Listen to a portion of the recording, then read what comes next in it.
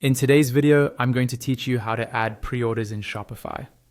Pre-orders are a great way to sell products before they're actually in stock, so you can validate demand and keep cash flowing while you wait for inventory.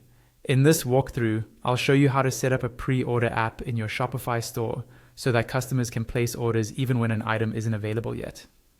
Start by heading over to your Shopify admin dashboard and make sure you're logged into the correct store. From your dashboard, look towards the top of the page for the search bar.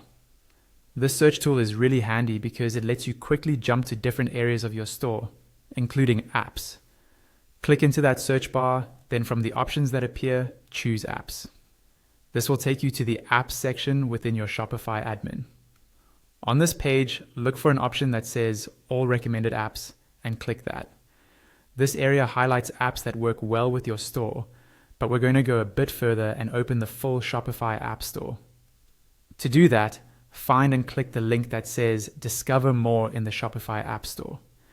This will open the App Store in a new view. Once you're in the Shopify App Store, go to the search bar and type in Pre-order Now WOD. Give it a moment, and you should see the app appear in the search results. When you find it, click on it, and then click on Install. Shopify may show you a permission screen explaining what the app can access in your store. Review that, then click Install again to confirm. After the app is installed, you'll be taken to its main page inside your Shopify admin. Before it can work on your storefront, you'll need to activate it. Look for a button that says Activate the app and click it. The app will usually guide you through a quick setup, but an important next step is to connect it to your theme. To do that, click on Open Theme Editor. This will open your theme customization screen, but with the app's tools available.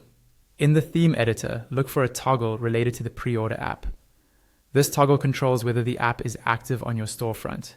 Turn it on to enable pre-orders in your theme. Once you've switched the toggle on and you're happy with the settings, make sure you click Save in the theme editor.